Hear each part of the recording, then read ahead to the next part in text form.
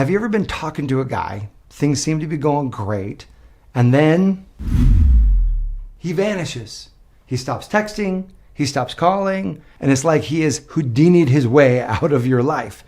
And the worst part is it hurts. But what really messes with us is the mental loop that happens. These obsessive thoughts, the need to understand what happened. It's like our mind is shouting, I need closure. You know what I mean? Today, what we're going to do is we're going to share why our brain reacts that way and the real reason why the man disappeared or ignored you. But most importantly, I'm going to share how you can take your power back and respond in a way that brings you peace and even more confidence to your own heart. When someone ghosts us, it hurts for a couple of reasons.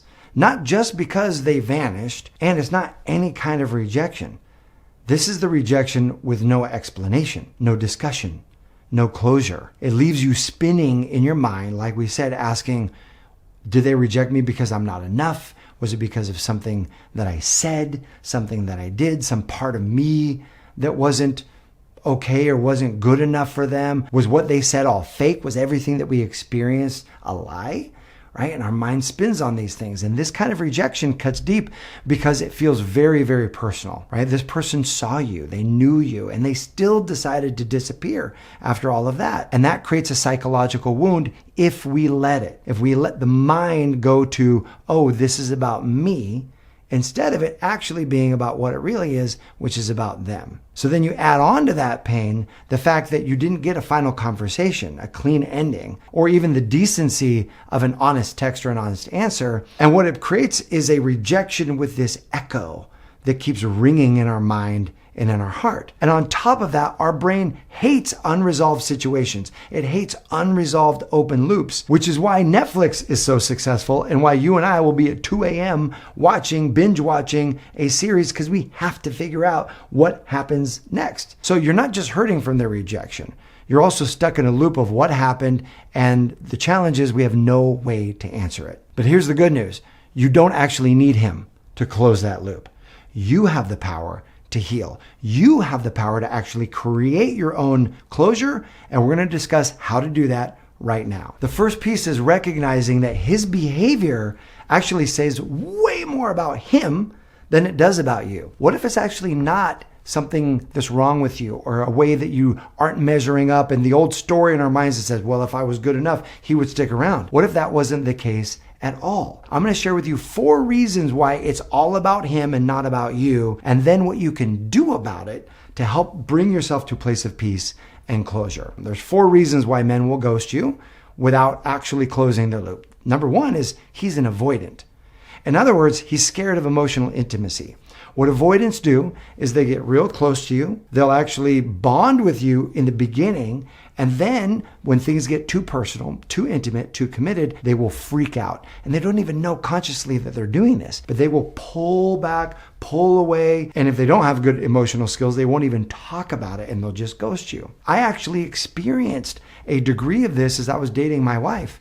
And as we were heading down the path to the point where the next logical destination was marriage, I could feel all my unresolved wounds start to creep up. I could feel all my paradigms about my parents' divorce and all kinds of fears come up, and unconsciously I pulled away. I didn't even know I was doing this until my girlfriend at the time, my wife now, called me out on it. She said, hey, I noticed that you're not talking about the things that you normally talk about. Like, you're not using the words us and we, and you're not talking about the future the way you used to.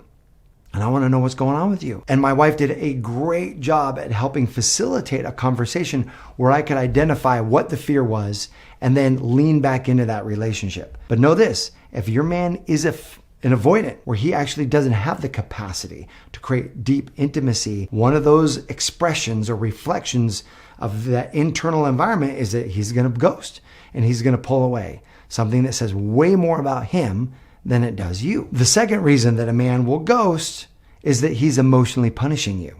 It's called stonewalling. And this is a horrible tactic. It's sneaky, it's toxic, and it is punishing. In other words, sometimes people will stonewall when they feel hurt. Sometimes people will stonewall when they feel afraid. Sometimes people will stonewall if he interpreted something that you did as an attack on him. Maybe you talked to somebody in the mall, or you talked to somebody at Starbucks or whatnot, and they thought you were flirting with them. And so they're going into drama mode and stonewalling you and ghosting you and not responding to your text. This is toxic behavior. Also says way more about him than it does you, because this kind of a thing can be easily resolved with open, honest communication. And so this isn't just immature behavior. Stonewalling is a form of emotional abuse. And so you do not want to put up with anybody who'd be willing to stonewall you. Withdrawing and needing time to recollect your thoughts or time to calm down is completely fine. But what that looks like is different than stonewalling, is your partner communicating, hey, I felt really triggered about this thing. I need to calm down. Let's talk about this tomorrow. Or I want to collect my thoughts. Give me a few days and then I'll text you on Wednesday. Something like that. Open communication's got a reconvene time where he's actually going to reconnect with you. Stonewalling is where you don't hear from them and you don't know when you're going to hear from them. And that is toxic. Third reason why a guy will ghost is that he's stressed out. He's genuinely stressed out and he's not communicating. And we all know life gets tough. Life gets stressful. Life gets hard. And he might be dealing with something at work. He might be dealing with major stress there, or health issues, or family issues. And some men have wired themselves up to isolate when life gets heavy. That doesn't make him a bad guy, but it does mean that he's missing the mark on what true partnership means, or what it means to be in a relationship. And you're not a mind reader. You're not going to know what's going on with him unless he communicates this. We are built to go through stress, struggle, and overwhelming circumstances with community. We're not built to go through that stuff alone. It's actually not healthy. The healthy response is to actually let ourselves be seen and supported when we're in those kinds of moments. So if he's retreating to his cave longer than a day or two, and he doesn't tell you what's going on, he doesn't let you in, that is a telltale sign that he's not partner material. In fact, I recently had the privilege of coaching two women who were in the same situation. Both of the guys that they were dating were going through really stressful moments and pulled away. And the first guy said, hey, I'm dealing with some really stressful stuff going on at work right now, and I just need to take this week to figure it out, but I'll call you on Sunday. And he did. And the second guy, who was dating one of my clients, frankly, they had been dating longer, actually, pulled away. Things got stressful. And he's like, hey, things are stressful. I just need some time. Didn't respond. Didn't tell her when. Didn't respond to any of the texts and any of that stuff. And it was a horrible experience for my client. And so emotional maturity and partner readiness doesn't just come with age. And it doesn't come with just being single long enough. It comes when we've done the work.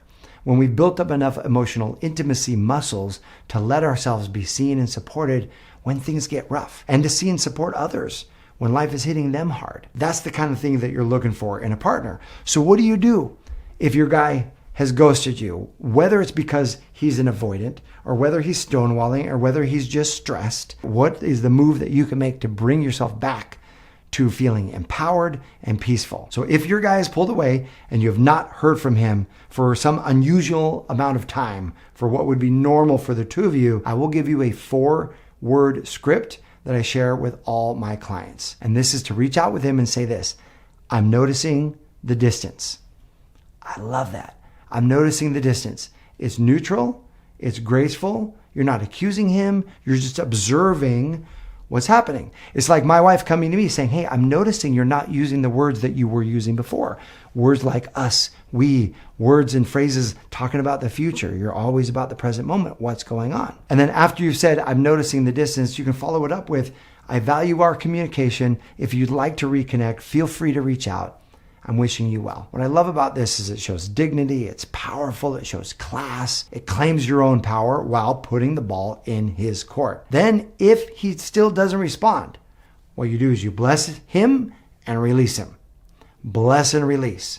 Because here's what it ultimately means. When your brain is trying to tell you that you didn't get closure, what you want to do is you want to override that brain and say this: yes, you did. Because no response is a response. His silence is a response. That is a huge message. Now, He may not have the courage to say it in words. He might not have the courage to have the conversation with you, but his actions are screaming. His actions are saying, I'm not available for the kind of connection that you deserve. I don't have the capacity for the kind of connection that you deserve. And so you can close the loop for yourself. And you can say, thank you for showing me who you really are and what capacity you have. And then you shift your focus from needing answers to owning your own worth. That you deserve somebody who's going to partner with you at the level that you can partner. You deserve someone who's willing to communicate and be real and turn towards when the relationship gets shaky or when life gets stressful. And then you can impress these 6 words into your mind. I love this affirmation. The best is yet to come. The best is yet to come, because here is the truth. It really is. You are living in a universe that is happening for you, seeking your highest good. The best is yet to come. The best is yet to come. That is such a powerful idea.